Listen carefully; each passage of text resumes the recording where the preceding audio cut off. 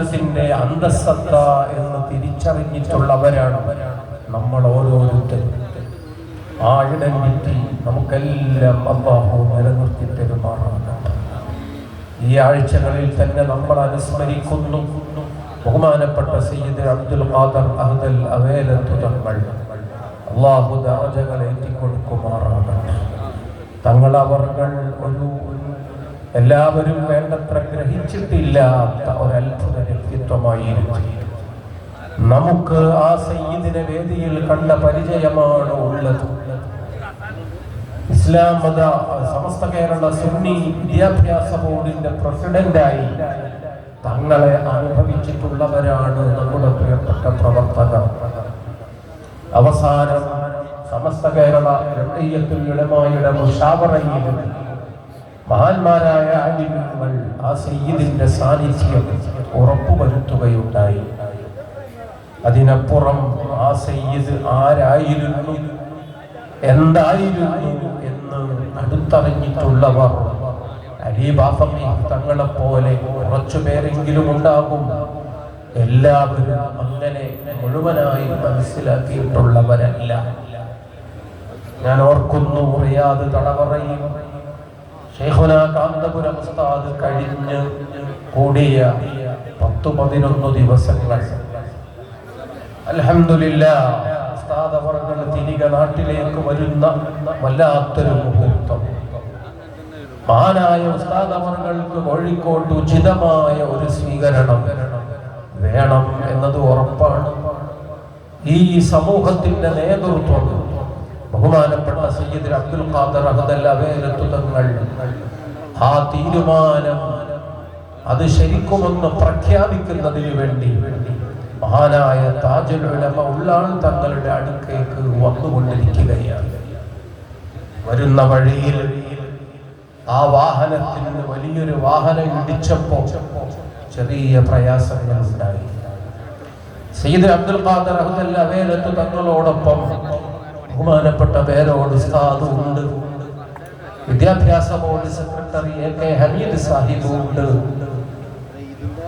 വാഹനത്തിന് അപകടം പറ്റിയപ്പോൾ തങ്ങൾക്ക് വലിയ പരിക്കില്ല.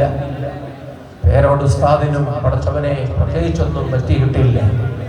ഹമീദ് സാഹിബ് തന്നെ സാക്ഷ്യപ്പെടുത്തുന്നു, എന്റെ തല മുറിഞ്ഞ് അല്ലെങ്കിൽ പൊളിഞ്ഞ് ധാരധാരയായി രക്തമിങ്ങനെ വന്നുകൊണ്ടിരിക്കുകയാണ്. ഇല്ലാത്ത വേദനയും തലകറക്കവും ബോധം മറഞ്ഞുപോയേക്കും എന്ന പേടിയും. ബസ്സാണ് അപ്പുറത്തുള്ളത്, ഹൈവേയുടെ ഓരത്താണ്, കാഴ്ചക്കാരാണ് പല ആളുകളും. പെട്ടെന്നുള്ളൊരു റെസ്ക്യൂ റെമഡി അതൊന്നും മുന്നിലില്ലാത്തൊരു വല്ലാത്ത നേരമാണ്. പഴയ ഭാഷയിൽ പറഞ്ഞാൽ തല പൊട്ടിയിട്ട് രക്തം കതിരുപോരുന്ന അങ്ങനെ ഒരു ഭാഷാ പ്രയോഗമുണ്ടല്ലോ.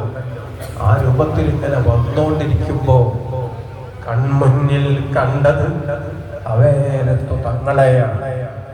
കൺമുന്നിൽ കണ്ടത് മുത്തുനബി സ്വല്ലല്ലാഹു അലൈഹി വസല്ലമ തങ്ങളുടെ പ്രിയപ്പെട്ട സന്തതികളിൽ ഒരാളെയാണ്. ഈ ഉമ്മത്തിന് വലിയ വിളക്കായി പ്രശോഭിച്ചു നിൽക്കുന്ന ഒരാത്മീയ വ്യക്തിത്വത്തെയാണ്. ആ നേരം മറ്റൊന്നും ഇല്ലല്ലോ, തങ്ങളെ എന്നൊരു വിളിച്ചതോർമ്മയുണ്ട്.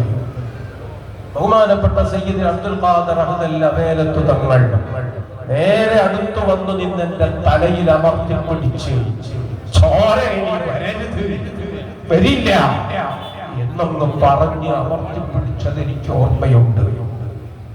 പിന്നെ എനിക്ക് തളർച്ചയില്ല, പ്രയാസമില്ല, ബോധം പോകുകയോ വേറെ ഏതെങ്കിലും രൂപത്തിൽ അവിടെ അനർത്ഥങ്ങൾ ഉണ്ടാവുകയോ ചെയ്തില്ല. ഒരാശ്വാസം തോന്നി. ആരോ കൊണ്ടുവന്ന വണ്ടിയിൽ ആശുപത്രിയിലെത്തി 1 മണിക്കൂർ മാത്രം ചെലവാക്കി തിരിച്ചു പോരുന്ന സാഹചര്യമുണ്ടായി. യാത്ര മുടങ്ങിയിട്ടില്ല. താജുൽ ഉലമയുടെ അടുക്കൽ പോയി കാര്യങ്ങളൊക്കെ തീരുമാനിച്ച് അത് നല്ല രൂപത്തിൽ നടത്തുവാൻ തന്നെ സാധിച്ചു.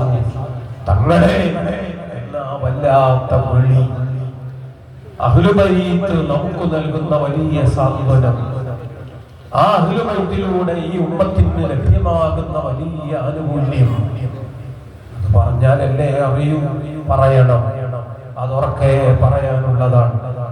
അത് ഈ സമൂഹത്തിന് പറഞ്ഞു കൊടുക്കുമ്പോഴേ മുത്തുനബി സ്വല്ലല്ലാഹു അലൈഹി വസല്ലം ആരാണ് എന്ന് സമൂഹം മനസ്സിലാക്കുകയുള്ളൂ. അമ്മാ ബിനിഅമതി റബ്ബിക ഫഹദ്ദിസ്.